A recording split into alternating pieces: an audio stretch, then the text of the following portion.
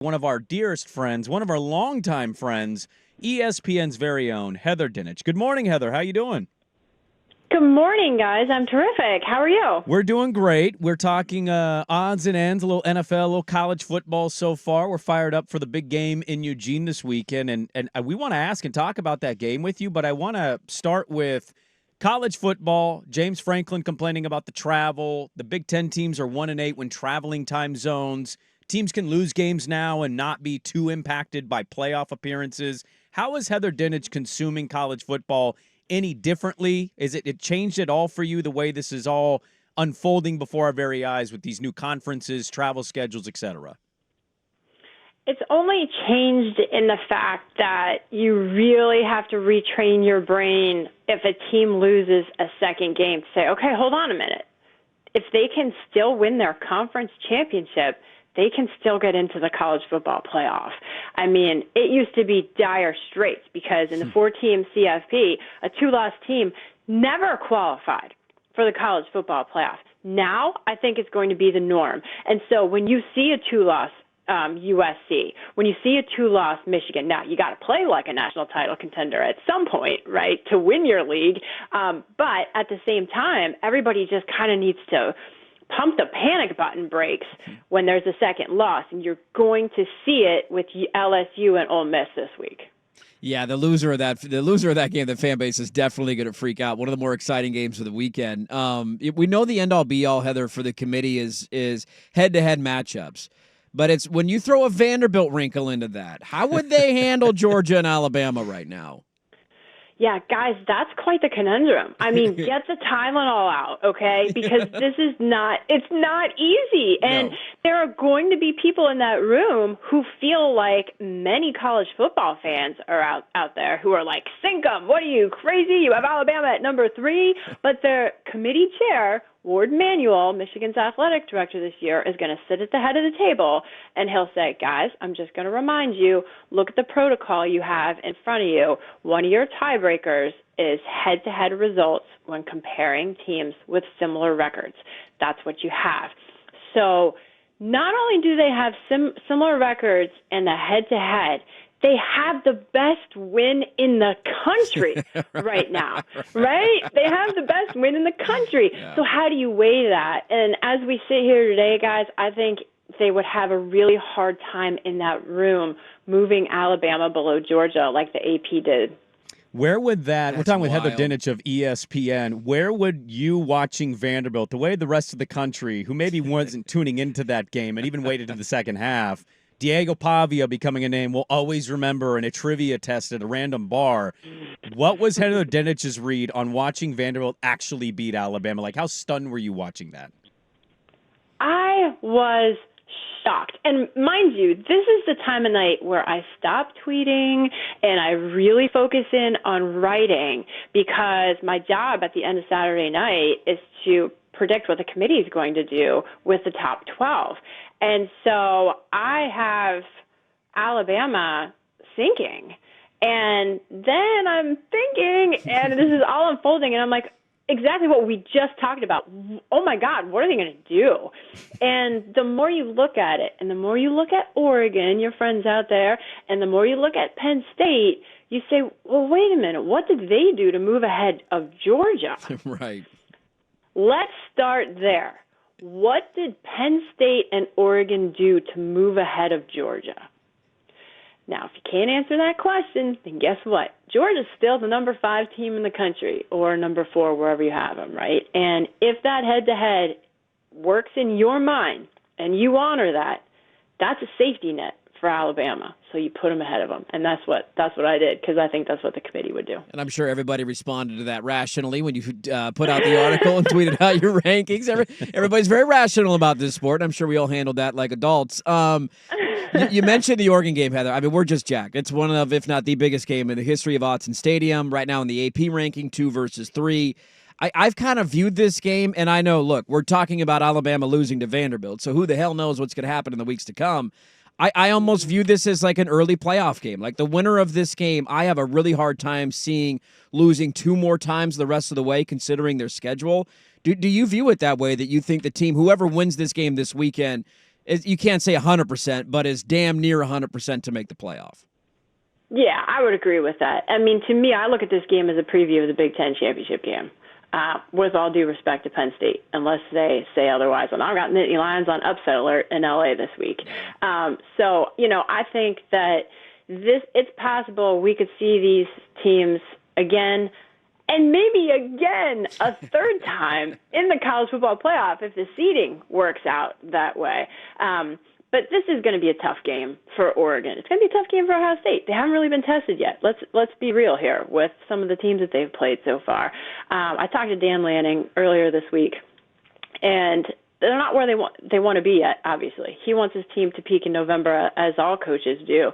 And he does not seem that concerned about the INTs in the red zone from Dylan Gabriel against Michigan State. He thinks they're correctable. He said they will get those fixed, but those are things you obviously can't do against an Ohio State defense. Those guys they'll take advantage of that in a skinny minute. So how much better can they play up front on the offensive line is one of the biggest questions I have.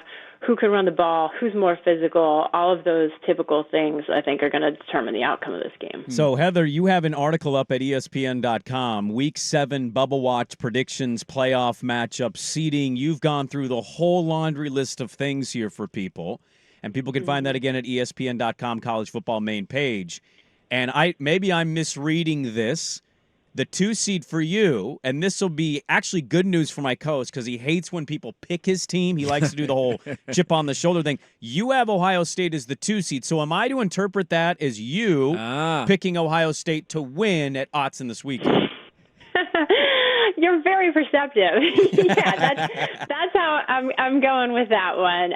And that's right. And that's also reflective of me projecting Ohio State at number 2 on Saturday night in that committee's top 12. That's how this whole thing works. On Saturday night, here's what the committee's going to do. This is their top 12. And on Tuesday, every Tuesday, it's here's how that translates into what the bracket would look like and why. And I've got Texas winning the SEC, Ohio State the Big Ten, Miami the ACC, and this week BYU winning the Big 12. Okay, on that Big 12 note, I'm curious to ask you. So the way that it works, correct me if I'm wrong, top 4 seeds go to the byes, go to the 4 highest ranked conference champions, correct? That's right. Okay, where is the thought in your mind, and is there a thought in your mind about the Big 12 not getting one of those spots? Just because I know like a Boise State was like a thrown out Boise of the State if they projection. went out the rest of the way and their only loss is a 3-point loss to Oregon, And in then which the Heisman, winner and all that, and maybe the Big 12. I look at the Big 12 and I think you could pick 6 different teams maybe to win that conference right now, and they're just going to eat each other alive. Is that a thought out there that maybe Boise State, if they win out, the Big 12 eats itself alive, and maybe the champ has 3 losses, that number 4 spot ends up going to Boise?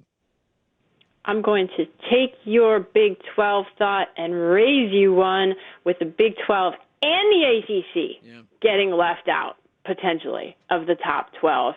And then you have Boise State, to your point, getting that first-round bye, and you have the ACC and the Big 12 possibly out of there, and not out of the playoff, but out of the committee's top 12.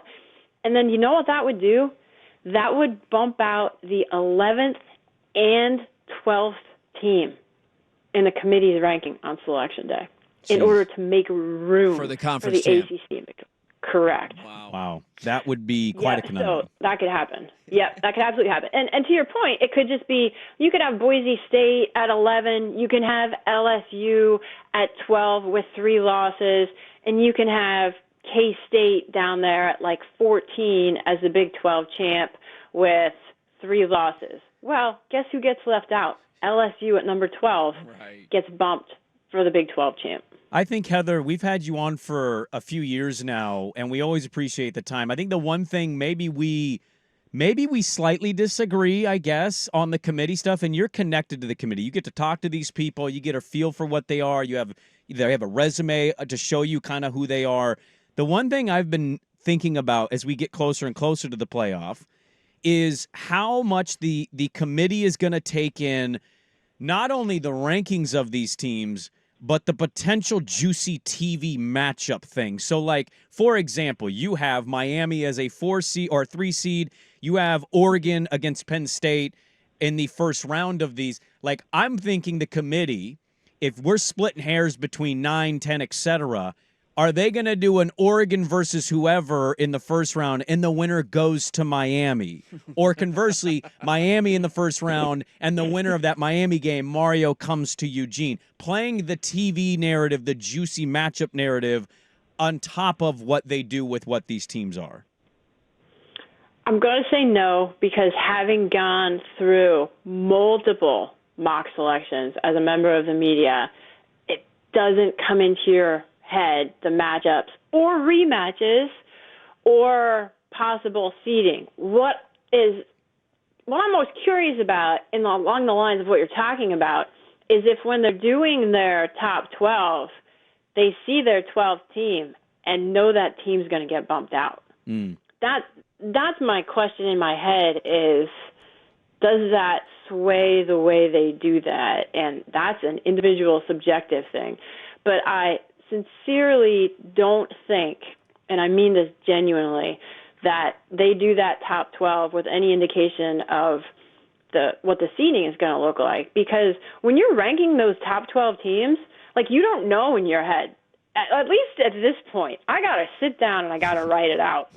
I don't know if you guys have seen my Instagram page. I sit down and I write it out on a yellow tablet so I know what the hell it looks like, because it's not easy to just sit there and look at the top 12 and be like, oh, this team's going to play that team. It doesn't translate in my brain like that. So when they're doing that, I don't think that's going to come to fruition. But one thing on the seeding, and coaches are going to realize this, if you're the 8-9 seed, you're playing 8 versus 9, the winner of that game plays number 1. Mm-hmm. There are certain little pros and cons that I'm starting to realize as I go through this exercise each week of where you kind of win and where you lose in some of these seeds. Yeah, I mean, you could have a 12 seed upset the 5 seed and not play the number 1 seed in the second round because you're not reseeding. It's interesting that that's the way that it's going to work out. We've brought up for years, Heather, that we wish that, especially now in this new format, that we wish the rankings would come out sooner. Now, I know these people all have different jobs and they're flying in and they meet and you're there when they're sitting down and when the rankings start officially coming out. Do you think we'll ever get to that point in the sport where this, let's say right now is when the first college football playoff rankings come out, or do you think it'll always stick where the time it's at? Man, that's a great question. I think just because of interest and entertainment value, like pure entertainment value, it could always move up. It's above my pay grade to answer that question for ESPN TV executives, Right. but I'm sure they would love to talk about it as soon as possible. I think our Tuesday show starts next week, even without the rankings. But the reality, as I do this every week, is you don't know.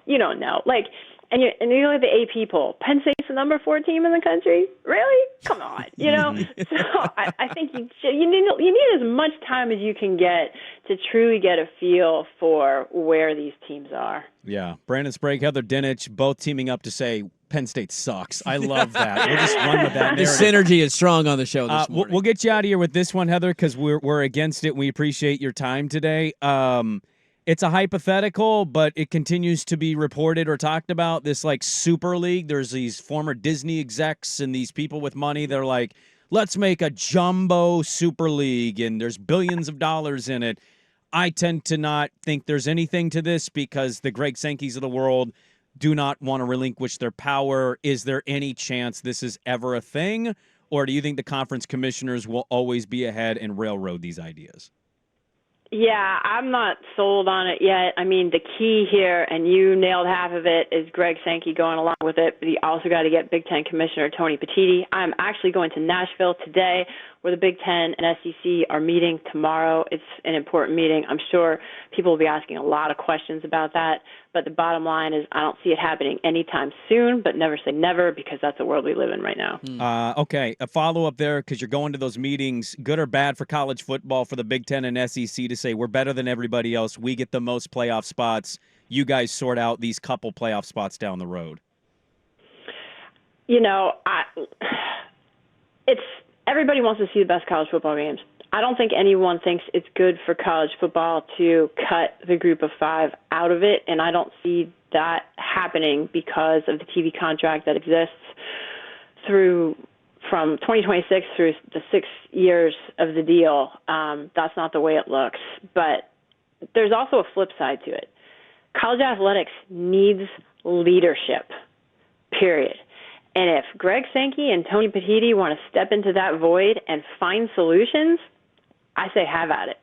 Okay, there we go. Good stuff. Heather Dinich, she's on her way to Nashville right now. Enjoy Broad Street and looking at that famous goalpost in the river. There's a lot to do in Nashville. We'll follow the reporting, and we appreciate the time. Thanks for joining us today, Heather. We appreciate it. All right, thanks, guys. Enjoy that game out there in Autzen. Oh, we will. There we go. Heather Dinich, ESPN. Yeah, I mean, this is one of those fun weeks where we love to criticize the committee, and the rankings will come out eventually, and we'll say, how could this team be there? How could that team be there? How could you rank this team there? Everybody sit down and give me your top 10. Do you rank Georgia ahead of Alabama? Alabama just lost to Vanderbilt, but Alabama beat Georgia head-to-head 2 weeks ago. I think Georgia State is ahead of both of them. So Georgia State should be ahead of both of them. She's right on Penn State. Hell, my team's in this. Who the hell is Oregon beat? We're undefeated. Who the hell is Ohio State beat? They didn't beat anybody. Should Miami be a top 6 team? Yeah. They're eking out wins over bad teams. Should BYU be in there? Good luck putting together a top 10 this week, man. It's never been harder. That's why, Dirt, the rankings should be out sooner. I need to know where these people are at. What do they prioritize? They're just going to steal the AP and then tell us the AP doesn't matter is what they basically are going to do. And I don't like that.